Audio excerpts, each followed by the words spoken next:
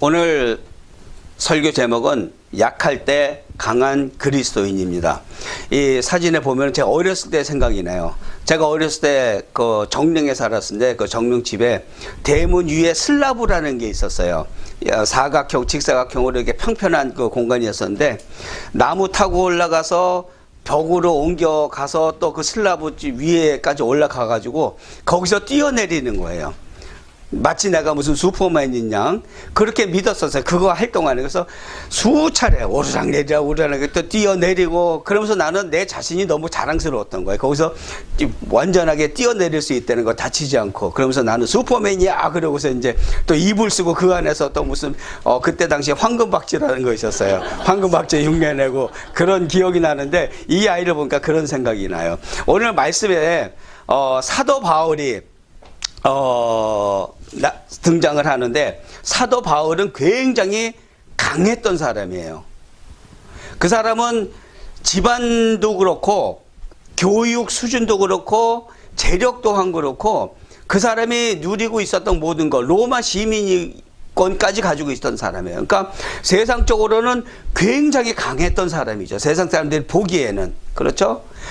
이렇게 강했던 바울, 그리스도인들을 핍박했던 그들을 체포에다가 사내들인한테 넘겨주는 일까지 했던 그런 사도 바울이 그때는 사도 바울이 아니었죠. 사도가 아니었죠. 자, 다메섹으로 그리스도인들의 집회가 있다는 소식을 듣고 그들을 체포하기 위해서 달려가던 중이었어요. 달려가던 중에 밝은 빛이 바울 앞에 쫙 비치게 된 거예요. 여러분들 운전하고 가시다가 해가 정면으로 비치면 어떻게 돼요? 눈에 뵈는 게 없죠. 사도 바울이 그렇게 됐단 말이에요. 그 순간 예수 그리스도를 만나게 되는 순간이었다는 것이죠. 그 순간이 바로 그리스도인들을 핍박하던 바울이 회심을 하게 되는 그런 아주 귀중한 순간이었는데 그때 회심했을 때의 체험이 무엇이냐면은 그 강한 그 빛과 함께 예수님께서 말씀을 하시되 사울아 사울아 내가 왜 나를 박해하느냐 왜 핍박하느냐 그리스도인들을 핍박하는 것이 나를 핍박하는 것이다 그렇게 말씀하셨단 말이에요. 그 음성을 들었단 말이에요. 그러한 영적인 체험을 하고 나서 이 사도 바울은 박해자였었는데 박해를 받는 강한 자에서 약한 자로 그 삶이 전환되게 됐다는 것이죠. 하지만 바울은 여전히 강했던 자예요. 예수 그리스도를 만나기 전에 영적인 체험을 하기 이전에 바울은 세상적으로 강한 자였지만은 예수 그리스도를 만난 이후에는 영적으로 강했던 바울이었어요. 사람들이 보기에는 진짜 보잘것없고 진짜 돌로 쳐서 죽이려고까지 했던 그런 약하디 약한 바울이었지만은 세상 어느 누구도 바울을 죽일 수는 없었어요. 죽음 직전까지 갔지만은 바울은 하나님께서 허락하시기 전까지는 죽지 않았어요. 마지막에는 순교를 했죠. 이렇게 약해서 강했던 바울, 우리가 본받아야 될 모습이에요. 우리가 반드시 이루어내야 될 그러한 강함이란 말이죠. 오늘 말씀이 전하는 것, 그리스도인으로서 세상을 이기는 방법을 전해주고 있어요.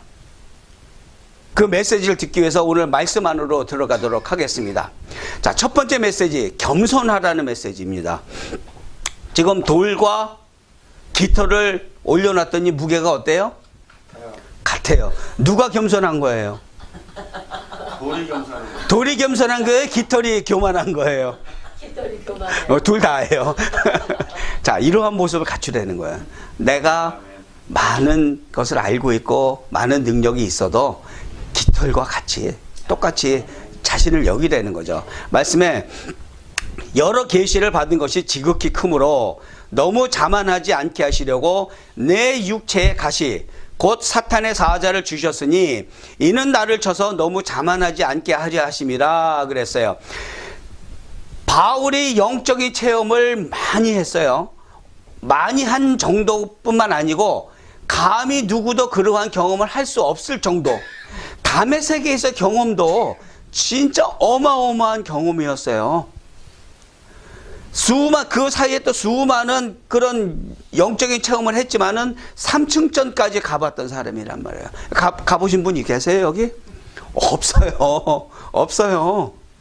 이러한 엄청난 바울의 영적 체험이 자칫 바울로서는 그게 독이 될 수도 있었던 거예요.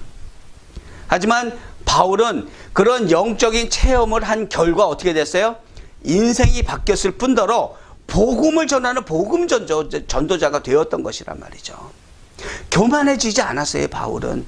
하지만 바울이 똑똑해서 바울이 하나님의 눈치를 잘 봐서 교만해지지 않았을까요? 그 역시 사람이란 말이에요.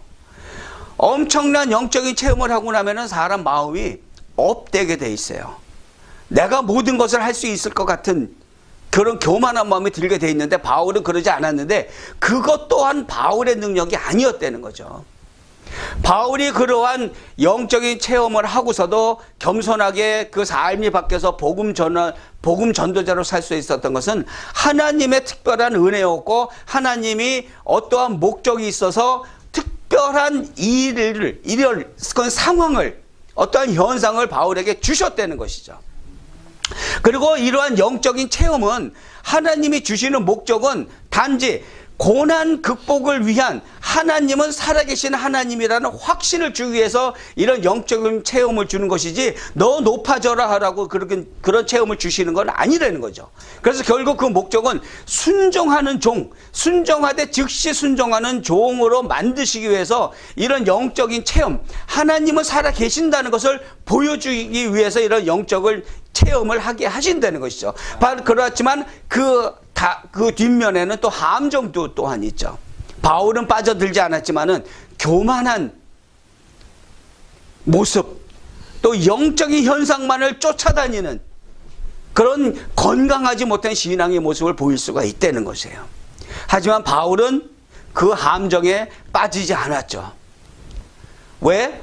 좀 전에 말씀드렸다시피 하나님께서 특별한 프로젝트를 마련해 놓으셨고 그 프로젝트를 통해서 그 바울을 겸손한 종으로 만드셨다는 것이죠. 그것은 바로 육체에 가시를 심어 놓으셨다는 거예요.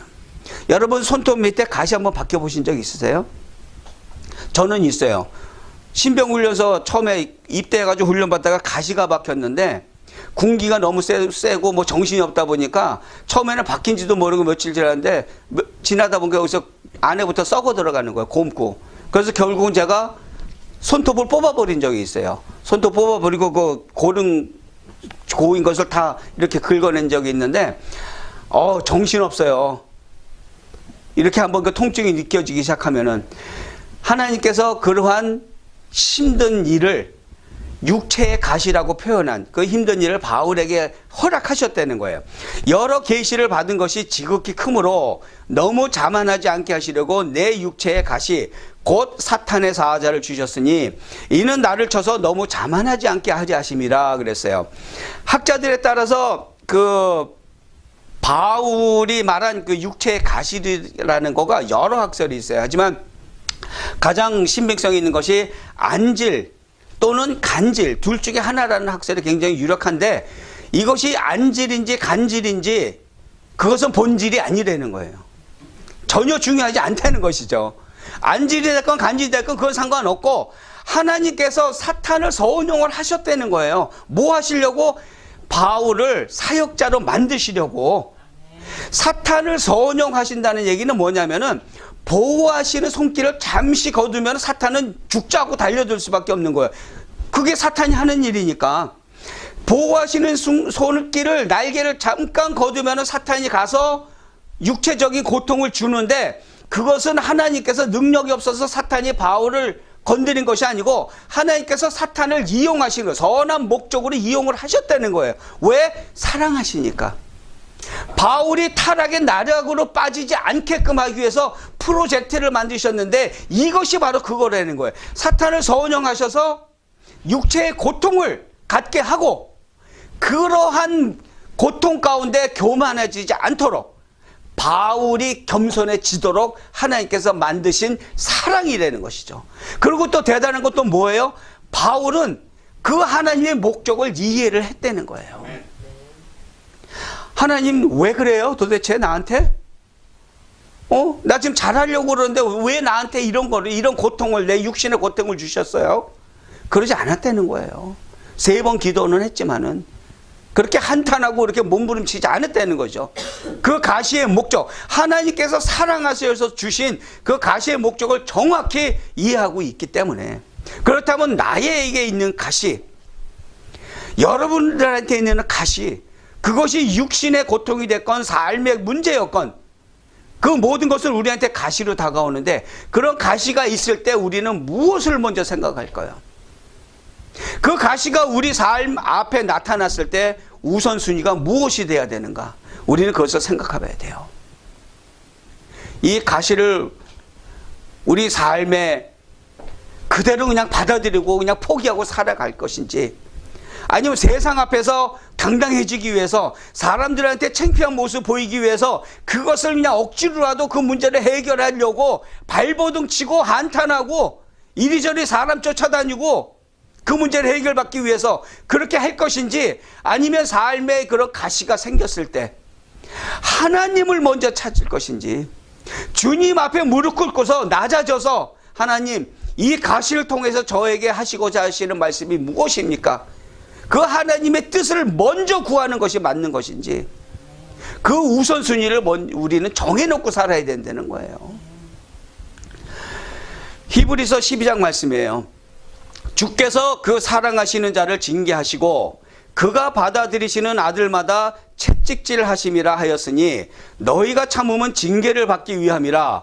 하나님이 아들과 같이 너희를 대우하시나니 어찌 아버지가 징계하지 않는 아들이 있으리요. 무릇 징계가 당시에는 즐거워 보이지 않고 슬퍼 보이나 후에 그로 말미암아 연단받은 자들은 의와 평강의 열매를 맺느니라. 아멘.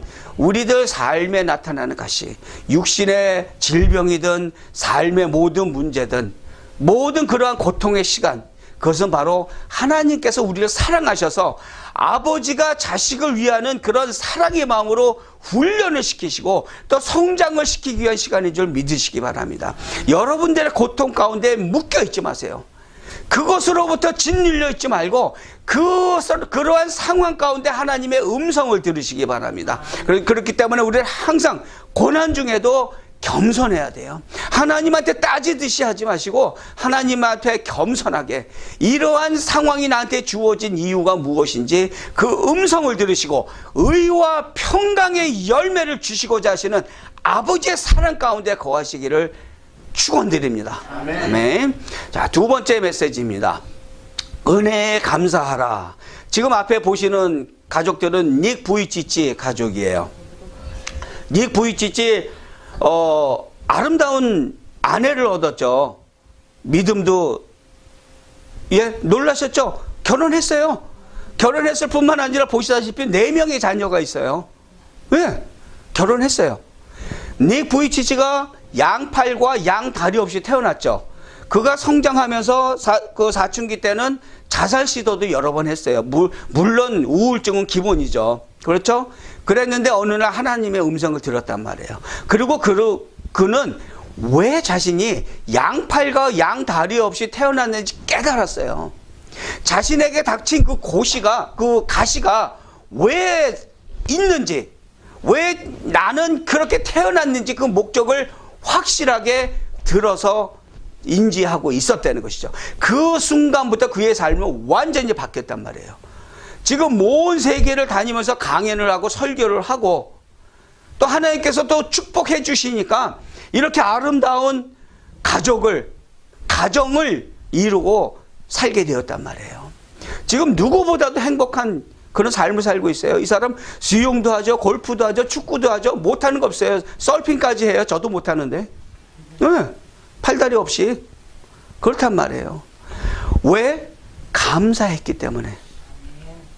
고난 중에 그 사람, 우리는 상상도 못하는 힘든 일이에요. 팔다리 없이 태어났다는 거는. 하지만 그는 하나님을 만났고 그 가운데서 하나님의 은혜가 충만하다는 걸 깨달았단 말이에요. 이것이 내게서 떠나가게 하기 위하여 내가 3번 주께 간구하였더니 나에게 이르시기를 내 은혜가 내게 족하도다. 이는 내 능력이 약한 데서 온전하여짐이라 하신지라 그랬어요. 바울이 3번 기도하면서 뭐라 그랬어요? 하나님 좀 고쳐주세요. 이게 안질이 됐든 간질이 됐든 뭐든 간에 하나님 너무 힘들어요. 사역하는데 방해돼요. 사역하는데 제가 좀 건강하고 좀 팔팔해야 하나님 말씀도 잘 전하지 않겠어요? 뭐 그렇게 뭐 기도했겠죠. 고쳐달라고. 그렇게 바울이 간구했던 것, 그것은 고통으로부터 해방이었어요. 고통으로부터 해방이었는데 하나님께서 응답을 해주셨는데 뭐라고 응답하셨어요? 그게 무슨 말이에요? 네가 강하면 내가 너 쓸 수 있겠니? 그 말이에요. 네가 여전히 그렇게 잘 나가는 사람으로 살아가고 그렇게 강한 사람으로 살아가면은 네가 내 말 듣겠니? 그 얘기예요. 내 은혜가 내게 족하다는 얘기는. 그때 바울이 깨달은 거예요. 하나님의 응답을 듣고 바울이 깨달았던 것. 내가 약할 때, 내가 약해서 하나님을 의지할 때 나타나는 능력이 있는데 그것은 내 능력이 아니고 하나님의 능력이라는 것. 나의 능력은 한정되어 있지만 하나님의 능력은 무한한 것이고 하나님한테 의지하는 만큼 하나님의 그 무한한 능력이 내게서 나타난다는 것을 바울은 깨달았던 것이죠. 그 능력이 뭐예요? 그리스도의 능력이었던 거예요. 그러므로 도리어 크게 기뻐함으로 나의 여러 약한 것들에 대해서 자랑하리니 이는 그리스도의 능력이 내게 머물게 하려 함이라 그랬어요. 나의 약한 것들을 자랑하는 것이 뭐와 같다고요? 내 약함을 자랑하는 것이 그리스도의 능력이 나한테서 머문다는 거예요. 그건 뭐 나한테서 그리스도의 능력이 나타난다는 것이죠. 언제? 내가 약할 때, 그리고 약한 것을 인정할 때, 내가 연약하다는 것을 인정한다는 것은 내 자신을 이길 수 있는 능력이에요. 내가 못났고 부족하고 어리석은 것을, 내 능력이 부족한 것을 인정한다는 것 쉽지 않은 얘기예요. 하지만 그것을 인정하는 순간부터, 그 순간부터 나는 나를 제어할 수 있는 능력이 있는 거예요. 이해가 되세요? 얼핏 어렵지만은 자신의 내면을 잘 들여다보세요. 내가 누구 앞에서 내가 낮아져서 내 약함을, 내 부족함을 진짜 진심으로 인정할 수 있는가? 만약 진심으로 인정하고 낮은 삶을 산다면, 겸손한 삶을 산다면 내가 내 자신을 이미 제어한 거예요. 내 자신을 컨트롤할 수 있는 거예요. 그것이 바로 능력이라는 것이죠. 그리고 그리스도의 능력은 뭐예요? 사랑, 그리고 구원의 능력. 예수 그리스도의 사랑과 그 구원의 능력, 그것이 내 것이 된다는 거예요. 그것은 뭐예요? 세상을 이길 수 있는 능력이라는 거예요. 세상에 휘둘리는 것이 아니고 세상 눈치 봐서 구두도 뭐 300불 400불짜리 좋은 거 명품으로 신어야 되고 옷도 삐까번쩍한 무슨 똥? 그런 거에만 들어야 되는 것이 아니고 세상에 눈치 보지 않고 하나님의 말씀 안에서 당당하게 내 자신을 컨트롤해 가면서 살아가는 능력, 이러한 자신을 이기는 능력과 세상을 이기는 능력, 이것이 바로 복음의 능력이라는 거예요. 이러한 복음의 능력이 내가 연약함을 인정할 때 이 능력이 나타나기 시작한다는 것이죠.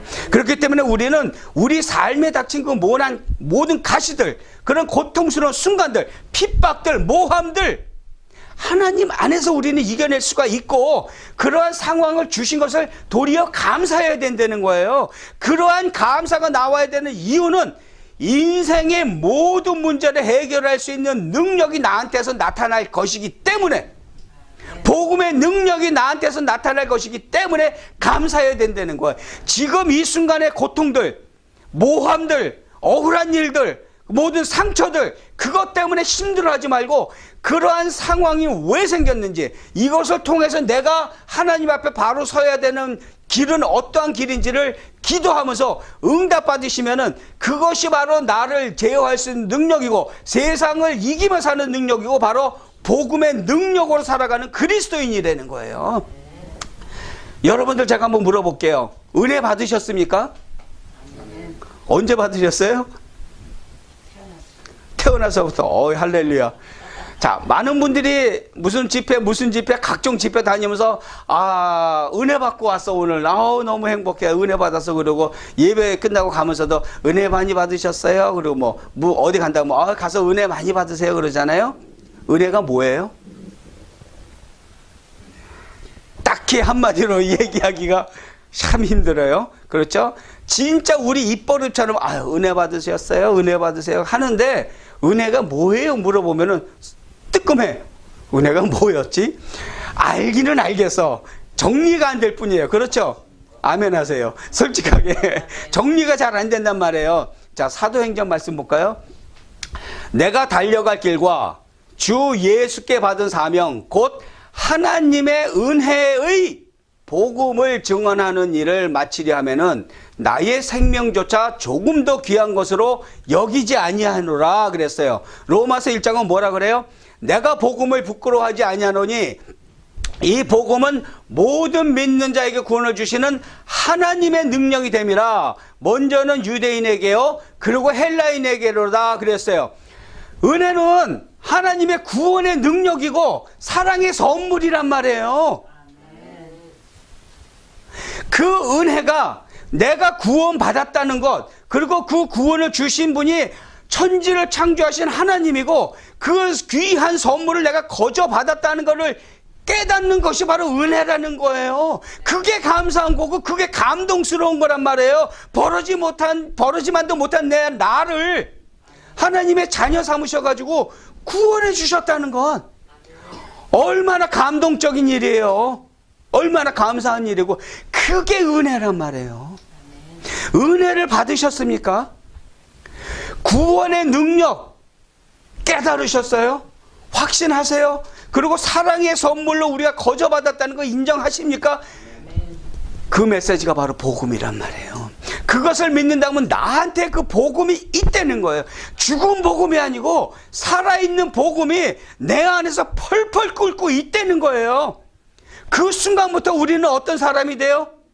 인생의 모든 문제를 해결하신 예수 그리스도의 십자가의 승리가 내 삶에서 나타난단 말이에요. 어떠한 삶의 고난, 핍박, 억울한 순간 그 모든 것을 이겨낼 수가 있는 능력이 나타나기 시작한다는 것이죠. 그것이 바로 복음이고 우리들의 삶에서 나타나야 하는 복음의 능력인 것이죠. 받은 은혜를 감사하시기 바랍니다. 구원 받으신 거에 감사하세요. 그보다 더 귀한 것이 뭐가 있겠어요? 우리가 지금 이 땅에서 이렇게 살아갈지라도 우리는 이미 구원 받았어요. 하나님의 은혜로 그 사랑의 선물을 받았단 말이에요. 그 능력으로, 그것을 믿는 능력과 감사로 세상을 이길 수 있는 능력이 또 나타난다는 거예요. 믿으시기 바랍니다. 구원 받으셨어요. 또 구원을 이루어 갈 것입니다. 그러한 능력이 우리한테 있을 때, 그 믿음이 우리한테 있을 때 세상은 우리를 어쩌지 못해요. 도리어 우리는 세상을 이기고 세상을 컨트롤하며 살아갈 수 있는 복음의 군사들인 줄 믿으시기 바랍니다. 아멘. 자, 세 번째, 고난을 기뻐하라고 전하고 있어요. 그러므로 내가 그리스도를 위하여 약한 것들과 능욕과 궁핍과 박해와 곤고를 기뻐하노니 이는 내가 약한 그때의 강함이라. 아멘. 이 꼬마 아이는 이제 조금 이따 엄마한테 혼날 거예요. 네. 엄마가 뭐라 그럴까? 얘가 이렇게 빗속에서 뛰어놀고 들어오면은 아니 이것이 빨래거리를 또 만들었네. 그 다음에 아유 감기 걸리려 그러죠. 솔직해지세요. 자, 얘는 비 오는 상황이 즐거운 거예요. 나가서 젖어도 즐거운 거야. 뭔가 기분 좋은 일이 있었겠죠. 우리가 이래야 된다는 거예요. 굳은 일이 있어도 기뻐할 수 있어야 된다는 것이죠. 뭐를 위해서? 그리스도를 위해서. 바울의 고백과 같이 그리스도를 위해서 기뻐해야 된다는 거예요. 그런데 우리 앞에 고난이 닥쳤을 때 우리는 두 가지로 분류가 돼요. 어떤 사람들은 고난을 기뻐하는 그런 능력이 있는 사람들이 있고, 또 어떤 부류는 그 고난 때문에 괴로워서 가뜩이나 없는 머리에 자꾸 쥐어뜯는 그런 부류도 있단 말이에요. 고난 앞에 기뻐할 수 있는 사람들은 어떤 사람이에요? 자기 자신의 한계를 인정한 사람들이에요. 나는 요거밖에 안 된다는 것. 내가 날고 기어봤자 요거밖에 안 되는 한계가 있을 수밖에 없는 인간이라는 것을 인정한 사람이고 그것을 인정하기 때문에 주 예수 그리스도를 의지하고 살아가는 삶이란 말이에요. 그러한 삶을 살아갈 때 감사함이 넘쳐날 수밖에 없어요. 왜냐하면 나는 약하지만은 나를 지으신 하나님이 내 아버지 되시고 그 모든 무한하신 능력이 내 삶에서 나타날 수 있기 때문에 나는 어떠한 고난 중에도 버려진 자식이 아니라는 걸 알기 때문에 감사한단 말이에요. 그러한 감사가 넘쳐날 때 그 나의 삶에 나타나는 문제들은 해결될 수밖에 없다는 것이죠. 하지만 반대로 괴로움에 몸부림치는 사람들 어때요? 여전히 자기가 이루고 싶은 것이 있는데 그걸 이루지 못해가지고 죽겠는 거야 그냥. 아우 세상 밖에 나가기 창피해 죽겠고 옆집 김집사 보기 아주 그냥 민망하고 김집사 아들은 무슨 법대 갔다는데 우리 애는 왜 학교도 안 가고 이 모양이야. 자기 자신이 이루고 싶은 것을 이루지 못하기 때문에 더 괴롭단 말이에요. 그리고 자기가 세상의 중심이기 때문에 자기를 알아주지 않으면 그때부터는 진짜 손톱 닿게 물어버리는 거예요. 힘들어요. 자기 자신을 자기가 이길 수가 없어. 자기 자신 때문에 자기 자신의 삶이 망가져 버린단 말이에요. 왜? 만족할 수가 없기 때문에. 채워도 만족할 수가 없기 때문에 그 삶은 괴로움으로 무너져 버릴 수밖에 없다는 것이죠.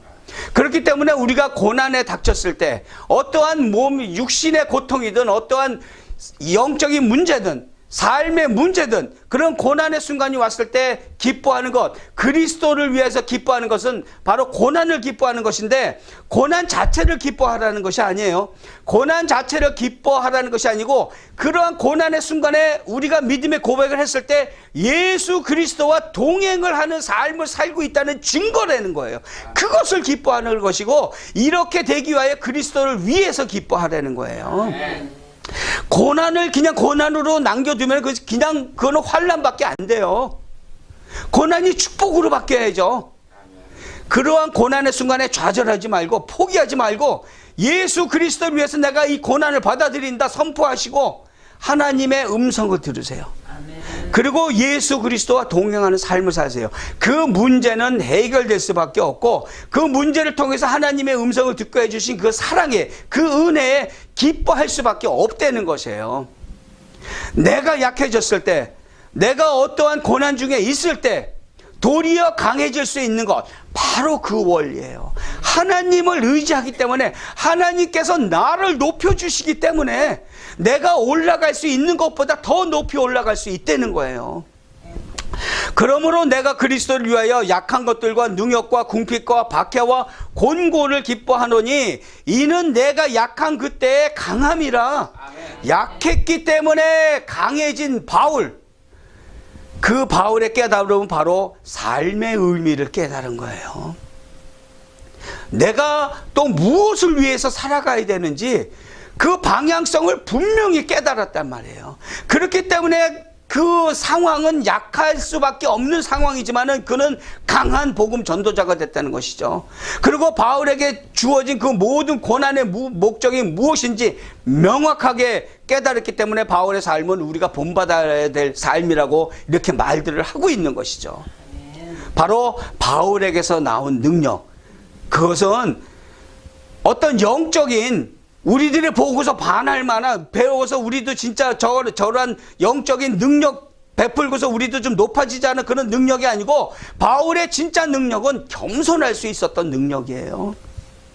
많은 이적을 일으켰지만은 그 중에서도 가장 중요하고 가장 핵심적인 능력은 겸손할 수 있는 능력이었고 하나님의 명령에 순종할 수 있는 능력이었고 자기 자신의 자아를 파쇄할 수 있는 그런 능력이었단 말이에요. 왜? 하나님께서 그렇게 훈련시켰기 때문에 그 가시를 통해서. 그렇기 때문에 우리들에게 어떠한 문제가 주어졌든지 내가 얼마만큼 보잘것없는 사람이라고 내가 느껴졌든지 상관없다는 얘기예요. 그 순간에 우리는 하나님을 잡으면 하나님께서 우리를 올려주시니까 그것은 바로 좌절할 이유가 없다는 것이란 말이죠. 그러한 바울의 능력, 겸손하고 순종하고 자아를 파쇄할 수 있는 그 능력이 바로 그리스도의 능력이었다는 것이에요. 바울의 능력이 아니고 바울이 그리스도의 속해서 있고자 했을 때, 결심했을 때, 또 그리고 그리스도와 동행하는 삶을 살았을 때 그리스도의 능력이 바울을 통해서 나타난 것이라는 것이죠. 바울이 사역을 하면서 위기의 순간 여러 번 당했었죠. 돌 맞아가지고 거의 죽게 되었을 때 사람들 죽은 줄 알고 성문 밖으로 갖다 버리기까지 했잖아요. 근데 잠시 후 깨어나서 바울이 어떻게 했어요? 다시 성 안으로 들어갔어요. 방금 돌 맞아서 쫓겨난 버려진 그 성으로. 많은 순간 위기에 닥쳤었던 바울이었어요. 하지만 아까도 말씀드렸지만 어느 누구도 바울의 생명을 뺏어가지 못했어요. 하나님이 허락하시고 순교할 때까지, 하나님께서 허락하신 그 모든 사역을 감당하고 끝낼 때까지 세상은 바울을 감당해내지 못했어요.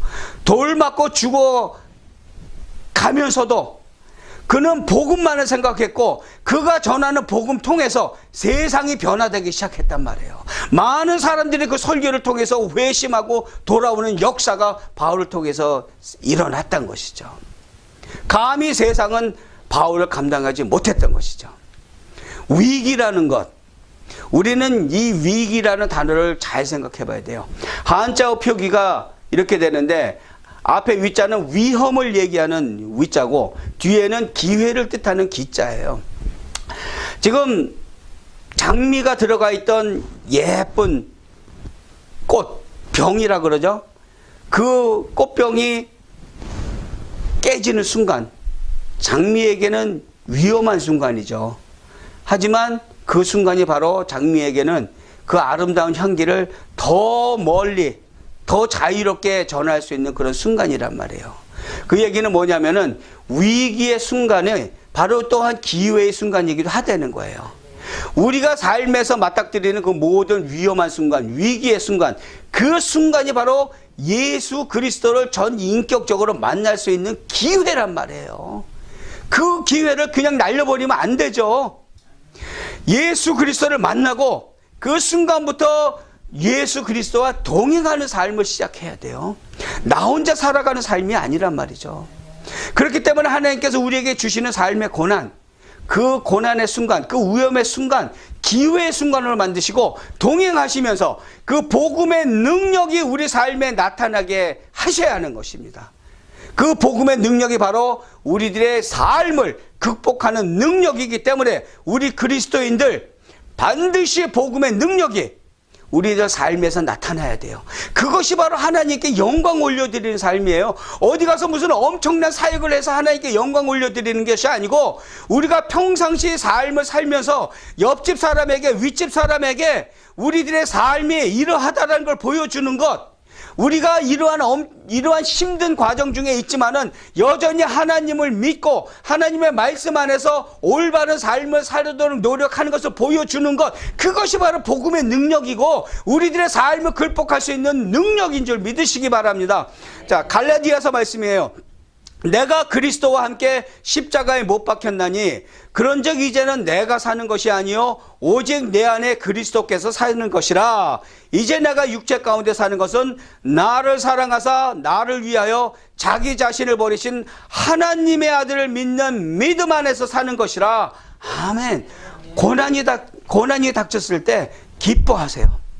물론 처음에는 어떠한 문제거리가 닥쳤을 때 긴장되고 걱정이 되겠죠. 하지만 기도하시고 이내 그 고난을 통해서 하나님께서 주시고자 하는 것이 무엇인지, 하나님께서 결국 우리에게 주시고자 하는 것은 축복이라는 것을 깨달으시고 믿으시고 기뻐하시기 바랍니다. 그러한 영적인 성장을 이뤄낼 때 우리는 그리스도의 능력으로 승리할 수 있고, 그 모든 위기의 상황이 바로 그리스도의 능력으로 이겨낼 수 있는 절호의 기회인 줄 믿으시기 바랍니다.